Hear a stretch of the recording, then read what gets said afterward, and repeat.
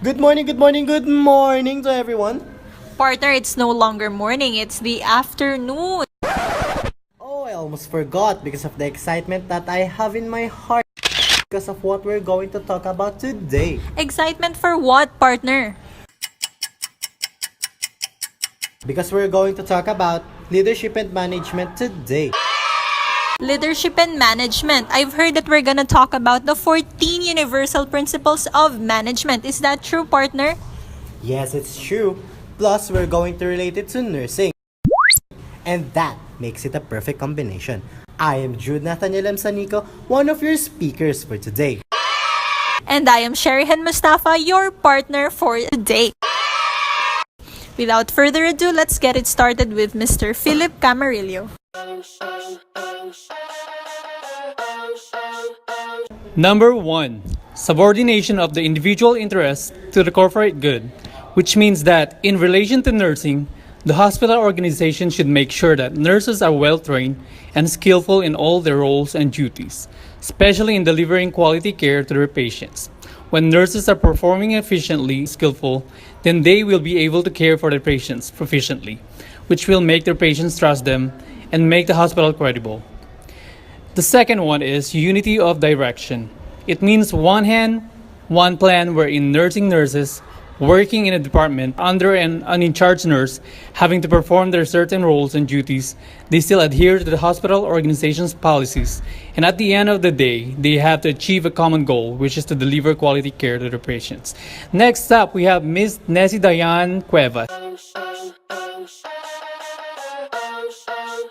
Thank you, Mr. Camarillo. Number 3. Esprit de corps. Here means team spirit and teamwork. This principle emphasizes on teamwork. Unity is strength is the essence of this principle. An example of this is a group of health workers marching to bring awareness about HIV. Number 4. Initiative. A beginning or introductory step to took the initiative in trying to solve the health problem.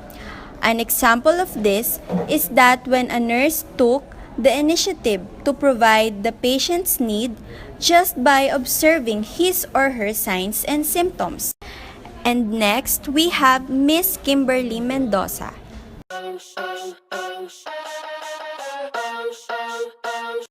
Number 5. Division of work. It is the course of tasks assigned to and completed by a group of workers in order to increase efficiency. In nursing, nurses A will do the vital signs while nurses B will get the HGT. Number 6. Order. Order means both workers and materials are need to be in right place and in right time. Example, in nursing, nurses prepare medications for the client. Medication should be given in the right time and in the right person. And next, we have Miss Sherihan Mustafa. Number 7. Unity of command. This states that there has to be only one manager with no conflicting line of instructions. In nursing, there exist head nurses to be in charge of administrative works, responsible for the direction, organization, and strategic planning of the nursing care unit and the nursing team.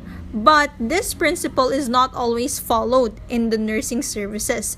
WHYY. That is because a nurse in a unit may receive orders from a professional nurse in charge as well as doctors and other healthcare professionals such as the physiotherapist and so on. Number 8. Centralization and or decentralization. This means that decisions must be based on the organizational needs. So how does this two differ? When we say centralization, it refers to the hierarchical level with an organization that has authority to make decisions.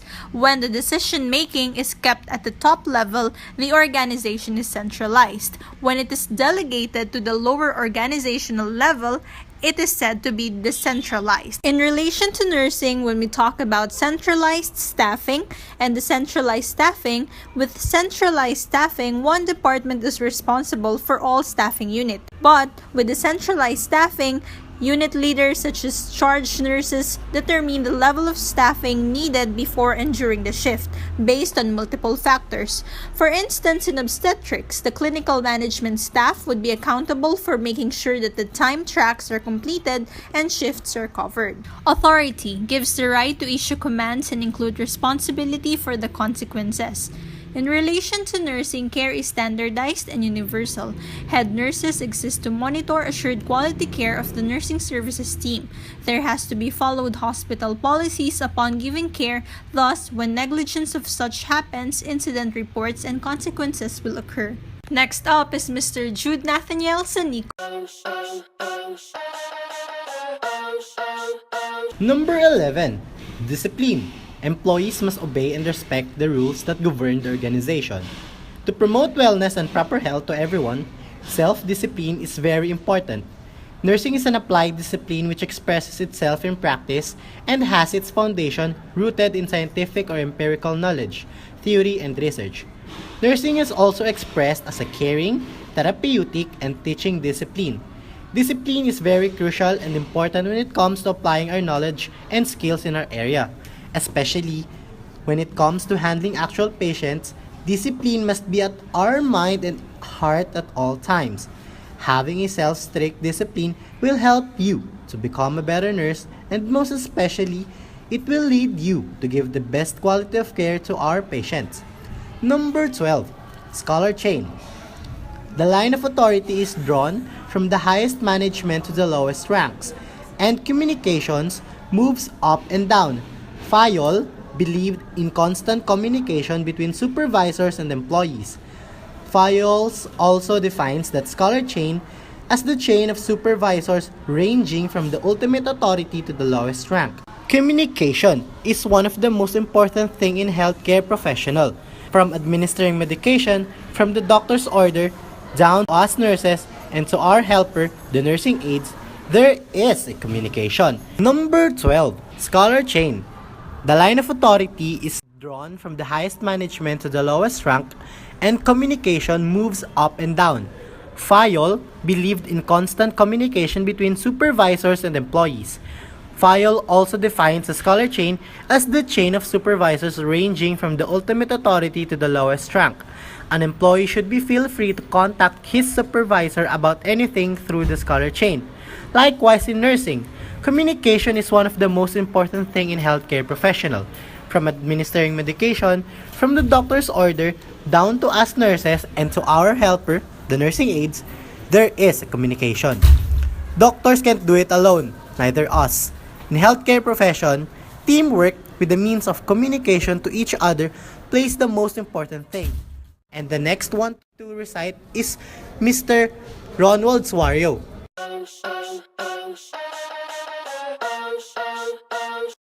Thank you, Mr. Sanico. Stability of tenure or the personnel and the management structure. In nursing, jobs are assured because there is an increased demand of nurses all over the world. In addition, nurse professionals work their way up. Experiences, trainings, and others will lead them to promotion, stabilizing their competence and tenure. And speaking of the good qualities and characteristics of today's nurses, their equity or simply freedom from bias or favoritism are being shown. They're treating patients fairly but not necessarily doing the same treatment for every patient. For example, the treatment for patient who has tuberculosis is not the same treatment for the patient who only has colds.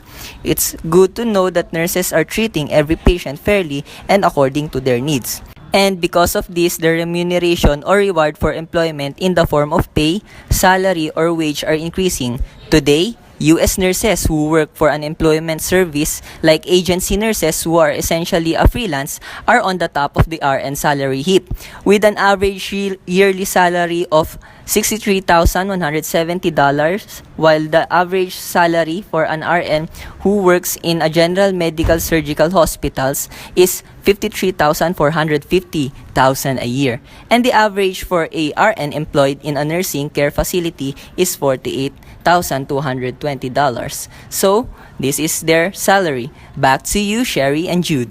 And that was a very informative discussion, partner. One word, partner, amazing! To wrap things up, We hope that you've learned something today from our discussion and topic. Plus, you can apply it to your nursing profession and eventually make me, you, and us a better nurse someday. That's it. Thank you very much for listening and have a nice day.